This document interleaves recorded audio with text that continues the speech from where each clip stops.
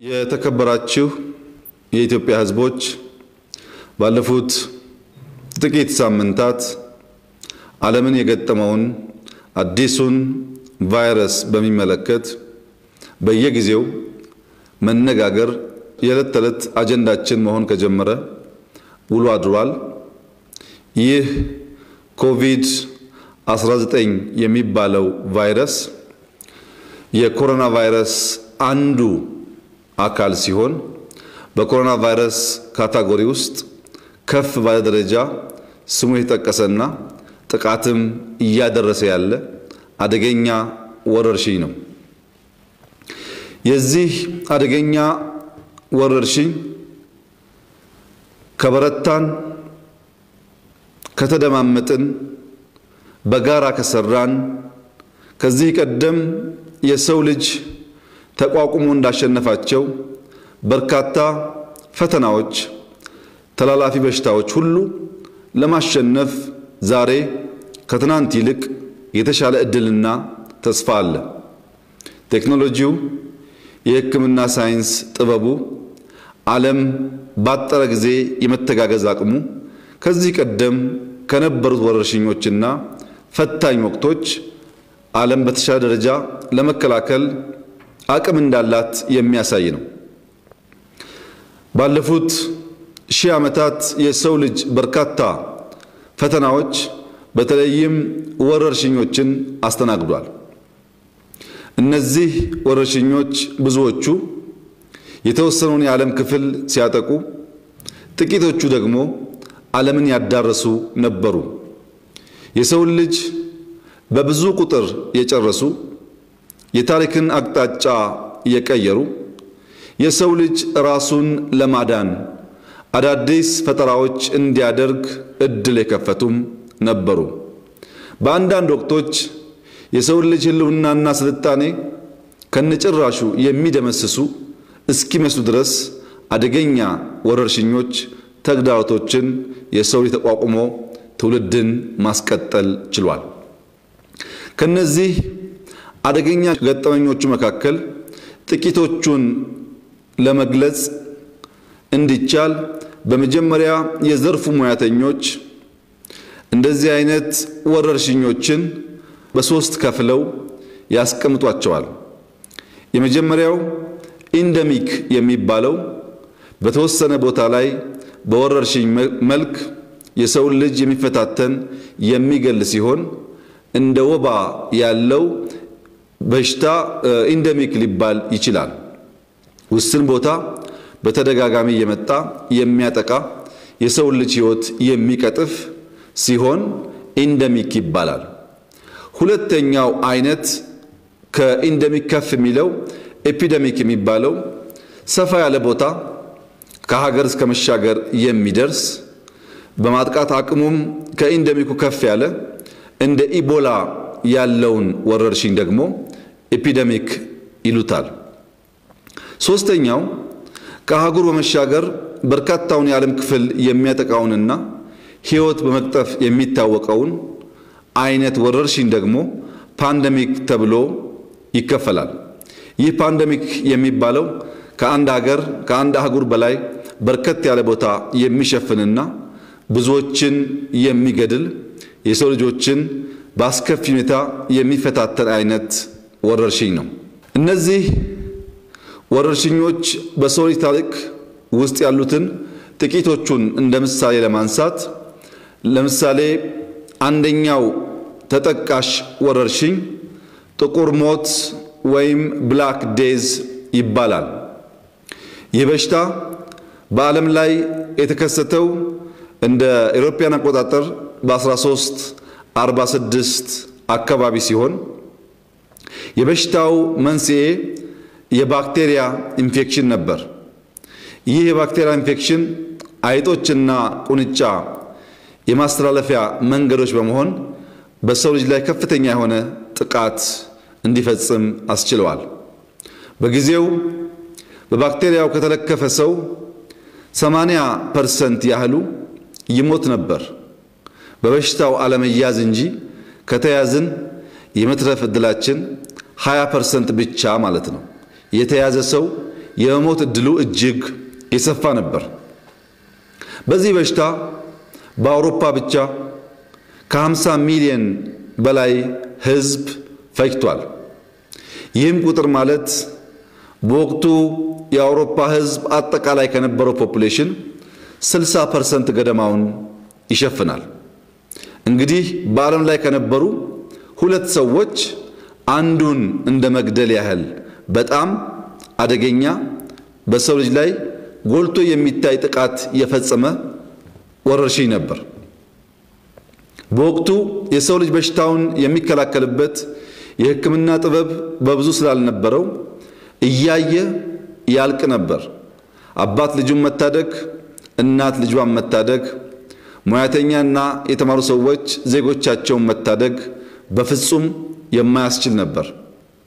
ይህም ሆኖ የሰው ልጅ በበሽታው እስከ መጨረሻ ተሸንፎ አልጠፋም። የሰው ስልጣኔና የሰው ዘር በርትቶ ተደጋግፎ ተጋግዞ እያገገመ ትውልድን ማስቀጠልና ከምድረ ገጽ ሳይጠፋ ሕይወት እንድትቀጥል ማድረግ ችሏል። ከዚያ በኋላ የመጣው ሁለተኛው ወረርሽኝ ፈንጣጣ ወይም ስሞል ፖክስ የሚባለው ነው። ይህ ህመም በአውሮፓ በሰፊው የተከሰተው በ18ኛው ምዕተ ዓመት አካባቢ ነው። የህመሙ መነሻ እንደ መጀመሪያው ሳይሆን ይሄኛው ደግሞ ቫይረስ ነው። ይህ በሽታ ክትባት እስከ ተገኘለት ጊዜ ድረስ የአውሮፓን ዳታ ብቻ ስንመለከት በአመት እስከ 400,000 ህዝብ ይገድል ነበር። ይህ ከፍተኛ የሆነ ጥቃት ያደረሰ ሁለተኛው ወረርሽኝ በሰው ልጅ የተባበረ ክንድና ትጋት ተሸንፎ ሕይወት ማስቀጠል ተችሎ ነበር። ሶስተኛው በዓለም ታሪክ ውስጥ ጎልቶ የሚነገረው ኢንፍሉዌንዛ ወይም ስፓኒሽ ፍሉ የሚባለው ነው። ይህ ህመም የዛሬ 100 ዓመት ገደማ በ1918 አካባቢ የተከሰተ ሲሆን ህመሙ የሚያጠቃው በአብዛኛው ጨቅላ ህፃናትንና በእድሜ የገፉ አዛውንቶችን ነበር።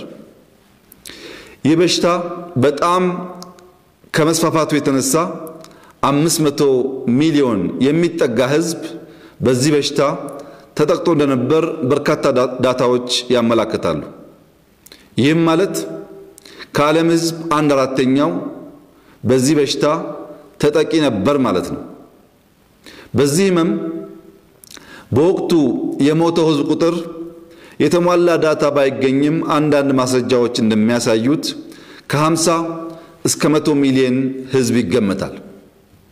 ይህም በሽታ ቢሆን ብዙ ህዝብ የፈጀ አደገኛ ወረርሽኝም ቢሆን መጨረሻ ክትባት ተገኝቶለትና የሰው ልጅ የተፈጥሮ የሰውነት የመከላከያ አቅሙ ጉልበቱ በርትቶ ይህንን ወረርሽኝ ማሸነፍ ችሏል። ከነዚህ 3 ፓንደሚክ ከሚባሉ ወረርሽኞች ቀጥሎ በዓለም ላይ በWHO ፓንደሚክ የተባለው አደገኛ ቫይረስ ኮሮና ነው ወይም ኮቪድ-19 ነው። ኮቪድ-19 ከተከሰተ ጥቂት ወራትን የፈጀ ቢሆንም ከ1 ሚሊዮን በላይ ህዝብ በዚህ በሽታ ኢንፌክትድ ሆኗል። በዓለም ላይ በጥቅሉ ያልደረሰበት አገር የለም። መላውን ዓለም ሸፍኗል። በአፍሪካ ብቻ ያለውን ዝንባሌ ስንመለከት ከአንድ ሳምንት በፊት አፍሪካ ውስጥ 3000 ሰው ብቻ የተጠቃ ሲሆን ከአንድ ሳምንት በኋላ ዳብል በመሆን ከ7000 ሰው በላይ በዚህ ቫይረስ ኢንፌክትድ ሆኗል ወይም ተበክሏል። ከነዚህ ውስጥ ከ286 ሰው በላይ ሕይወቱ አልፏል።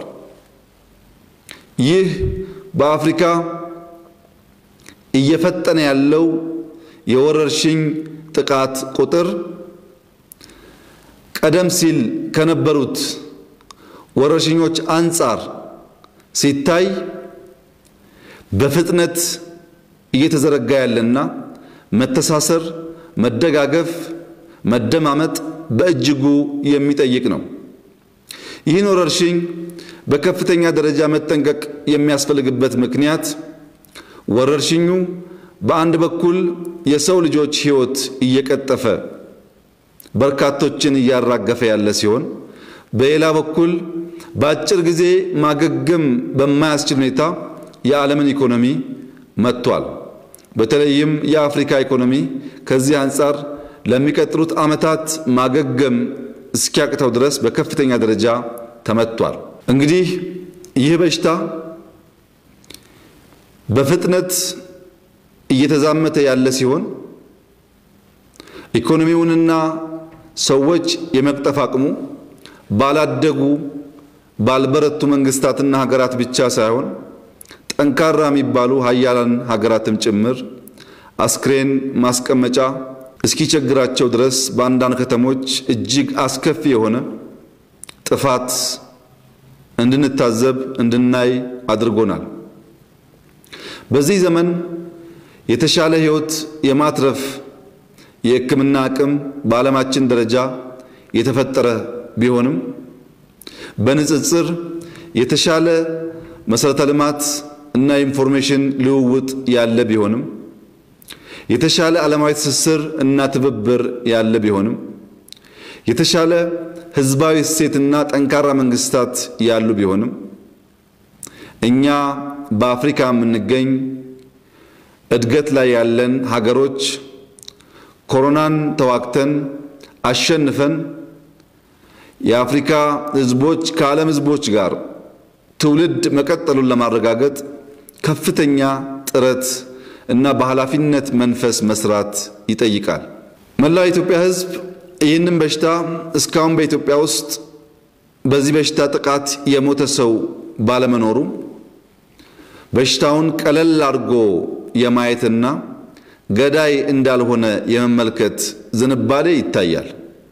በሌላ መንገድ መንግስት እንደ አንዳንድ ሀገራት ሙሉ በሙሉ ገበያውን እንቅስቃሴ ለምን አይዘጋም የሚሉ ወገኖችም በስፋት ይደመጣሉ። ኢትዮጵያን የተሻለ አቅም እንዳላቸው ሀገራት እንዳንዘጋ የሚያደርገን ሁላችሁም ቤታችሁ ግቡ ብንል ቤት የሌላቸው በርካታ ቁጥር ያላቸው ዜጎች እንዳሉን ስለምናቅ ቤት ያላቸውም ቢሆኑ በቀን ወጥተው የዕለት ጉርሳቸውን ካልሰሩ መንግስት ምግብ ማቅረብ የማይችል እነሱ ደግሞ ካልወጡ የማይበሉ ከሆነ በአንድ መንገድ ህይወታቸውን ብንታደግም በሌላ መንገድ ህይወታቸውን ስለምናጣ ሌላ ሀገር ያየነውን እንዳለ እዚያ መጥቶ መተግበር ስለሚያስቸግር ከኛ ሁኔታ አንፃር ተመካክረን ተወያይተን በአቅማችን ልክ ሞት ቀንሰን በሽታውን መከላከል እንድንችል በርካታ ውይይቶች የማስተማሪያ መንገዶች ስንከተል መቆየታችን ህዝባችን ይገነዘባል። አሁን ከአፍሪካ መሪዎችና ከደብሊውኤችኦ ባደረግነው ውይይት በሚቀጥሉት ሳምንታት በአፍሪካ ውስጥ ይወረርሽኝ አሁን በጀመረው ትሬንድ ራሱን ያባዛ ከሄደና ወደ ማጥቃት ከተሸጋገረ የመከላከል አቅማችን በእጅጉ ሊፈተን እንደሚችልና አደጋውም ከፍተኛ ሊሆን እንደሚችል የመስጋትና ጥንቃቄ እንድናደርግም ምክር ለግሰዋል። ከዚህ አንፃር ሁሉም የኢትዮጵያ ህዝብ ቢያንስ በንክኪ የሚያጋጥመውን በጽዳት የሚያጋጥመውን አደገኛ የመጠቃት መንገድ ተከላክሎ ራሱን ማዳን ቢችል መንግስት ወረርሽኙ በጥቃት ካጋጠመ መከላከል የሚቻልበትን ሰፊ ሰዎች ማቀፍ የሚቻልበትን ቦታ ለማዘጋጀት ከመላው ህዝቡ ጋር በመሆን ሰፊ ርብርብ እያደረገ በመሆኑ አደጋውን መቀነስ ይቻላል የሚል ግምት ወስደን ነበር።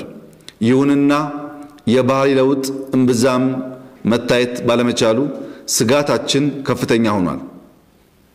በተለይ ህፃናት ታዳጊዎች ትምህርት ቤት እንዳትሄዱ በቤት እንድትቆዩ የተፈለገበት ዋናው ምክንያት ወረርሽኙ በቀላሉ ራሳችሁን ሳትጠብቁ ስትነካኩ ስትጫወቱ ሊተላለፍባችሁና ከናንተም አልፎ ወላጆቻችሁን ሊያጠቃ ስለሚችል መማራችሁን ብንፈልገውም ለመማር ብላችሁ ህይወታችሁ እንዳይቀጠፍ ካለን ጥንቃቄ የተነሳ በቤት እንድትቆዩ ለማድረግ ከተወሰነ ሰንበትበት ብሏል። ከናንተ የሚጠበቀው የተሰጡ የጥንቃቄ ትምህርቶችን ማለትም መራራቅና መታጠብ አዘውትራችሁ ማድረግ ሲኖርባችሁ፣ በተጨማሪ ከዚህ ወረርሽኝ የተፈጥሮ ብቃታችሁን በመጠቀም አዳዲስ ፈጠራ ለማድረግም እንድትነሳሱ ልመክራችሁ ፈልጋለሁ። ይህ ቻሌንጅ ያመጣብን ፈተና እንዳለ ሆኖ ለመፍጠር ጭንቅላታችን ለመጠቀምም የራስ የሆነ እድል ስላለው ትምህርት ፈተን ተቀምጠናል ብቻ ሳይሆን እንዴት አድርገን ይህንን ፈተና ይህንን ችግር በመመራመር ጭንቅላታችንን ተጠቅመን አዳዲስ ነገር በመፍጠር የማህበረሰቡን ችግር ልንቀርፍ እንችላለን የሚለውን ጉዳይ እንድታስቡበት ጭንቅላታችሁን ለፈጠራ እንድትጠቀሙበት ላሳስባችሁ ፈልጋለሁ። በትብብር ኮቪድ-19 የተሰኘውን ወረርሽኝ ቫይረስ ማጥፋት ይቻላል እና ታዳጊ ህፃናት፣ ወጣቶች እናንተን መከላከል ትውልድ ማስቀጠል ስለሆነ እናንተን ማዳን ሀገር ማስቀጠል ስለሆነ ራሳችሁን የምትጠብቁ ወላጆቻችሁን የምታስተምሩ ጥንቃቄ የምታደርጉ እንድትሆኑ አደራ ማለት ፈልጋለሁ። ለመላው ኢትዮጵያ ህዝብ ሁለት ቻሌንጆች ማቅረብ ፈልጋለሁ። አንደኛው አንድ ቤተሰብ ለሌላ አንድ ቤተሰብ በቀን አንድ ምግብ ማካፈል የሚያስችል ዝግጅት ማድረግ ይኖርብናል። ይህንንም ማዕድ ማጋራት ብለን ልንጠራው እንችላለን። መንግስት በየቤቱ ምግብ ለማድረስ አቅሙም የማድረጊያ መንገዱም ጠባብ ስለሆነ ጥቃቱ ሰፋ ያሉ ሰዎች ያጠቃ እንደሆነ እኛና ማህበረሰቡ በትብብር ሌሎች እንዳይራቡ በረሃብም እንዳይሞቱ ማድረግ እንድንችል አንድ ቤተሰብ ለሌላ አንድ ቤተሰብ አንድ ምግብ በቀን የማቅረብ ዝግጁነት ማድረግ እንድትችሉ በዚህም መንገድ እንደ ቤተሰብ እንድትመካከሩ እንድትዘጋጁ አደራ ማለት ፈልጋለሁ። ሁለተኛው የዩኒቨርሲቲ መምህራን፣ ወጣቶች የትምህርት ስርዓቱ መዘጋቱ በመቀመጣችሁ እንዴት አድርገን ከዚህ ችግር ከዚህ መከራ መሻገር እንደምንችል ልዩ ልዩ ምርምሮች፣ ጥናቶች እና የፈጠራ ስራዎች በመስራት አዳዲስ ፈጠራዎችን እንድታሳዩ ከናንተ በተጨማሪም የአርት ሰዎች የተለያየ የአርት ስራ በመስራት ህዝቦቻችን የምንከላከልበት የምናሻግርበት ተስፋን የምንሰንቅበት ወደፊት የምናይበትን መንገድ ለመፍጠር ጭንቅላታችን እንድንጠቀም አደራ እያልኩ ወረርሽኙ በሚቀጥለው ሳምንት ያለውን ትሬንድ በማየት ከሌሎች ሀገራት መሪዎች ጋር የምናደርገውን ውይይት በመቀጠል ተጨማሪ እርምጃዎች በመውሰድ ሀገርና ትውልድ ለማስቀጠል ጥረት የምናደርግ ይሆናል። ሀገርና ትውልድ ማስቀጠል የግድ በሚባልባቸው ቦታዎች ሁሉ መንግስት አዳዲስ እርምጃዎች እየወሰደ ሀገርንና ዜጎችን የመከላከሉን ስራ አበክረን እንደምንሰራ እየገለጽኩላችሁ ይህ ፈተና፣ ይህ መከራ፣ ይህ ወረርሽኝ በመደማመጥ በመተባበር በጋራ በመቆም በመተጋገዝ የምንሻገረው የምናሸንፈውና ዛሬም እንደትናንቱ የሰው ልጅ ለወረርሽኝ የማይቆም አሸናፊና ልዩ ፍጡር መሆኑን ለማረጋገጥ እድል የሚሰጥ ስለሆነ ኢትዮጵያውያን ነቅተን ተባብረን ከዚህ ጥቃት ሀገራችንና ህዝባችን እንድንከላከል አደራ ልላችሁ ፈልጋለሁ። ፈጣሪ ህዝባችንን ሀገራችንን ይጠብቅ። በጸሎት በብርታት አብረን በመሆን ሀገራችንን እናሻግራለን። ኮሮና ቫይረስን እናሸንፋለን። ይህ እንዲሆን ህዝብና መንግስት በትብብር መንፈስ በጋራ እንድንቆም አደራ ላለው። አመሰግናለሁ።